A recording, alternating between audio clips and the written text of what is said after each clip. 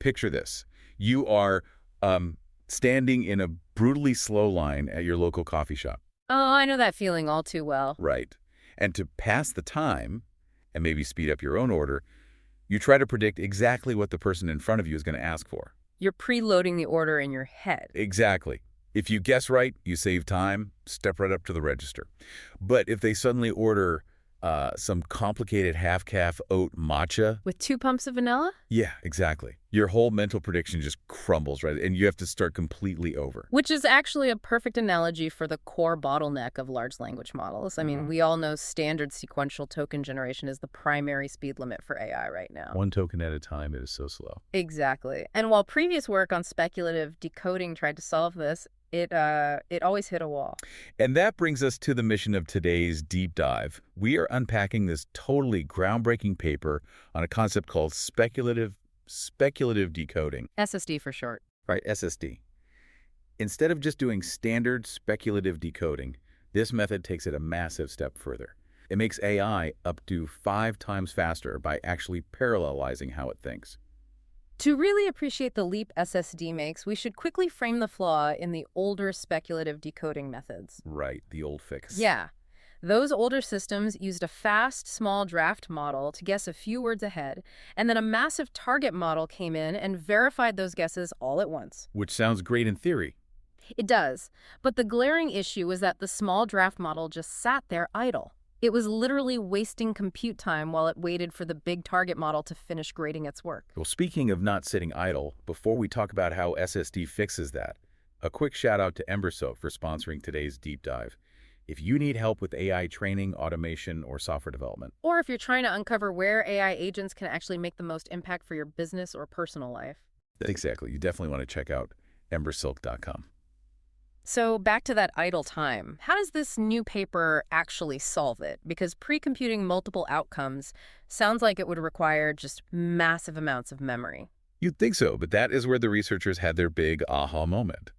While the big target model is busy verifying that first set of guesses, the draft model doesn't stop. It just keeps going. It predicts the outcomes of the verification and starts pre-computing the next batch of tokens for those branching possibilities. Oh, wow. So if the draft model guesses right, which is a cache hit, those pre-computed tokens are returned instantly. Zero drafting overhead, just instantly there. And to prevent the system from being completely overwhelmed by all those branching possibilities, they developed an algorithm called Saguaro. I was actually looking at the notes on Saguaro, and it mentions a technique called geometric fanout. Yeah, that is a key part of it.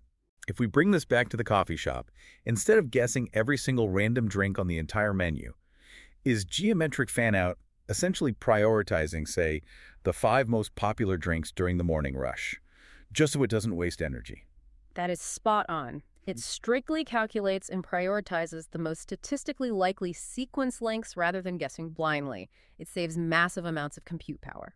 That is so smart. And then Saguaro pairs this with a clever trick called Saguaro sampling to handle what the researchers called the bonus token. Okay, let's unpack that bonus token. How does Saguaro sampling actually manipulate it? Well, when the big target model verifies a drafted sequence, it naturally outputs 1 extra token for free. Oh, right.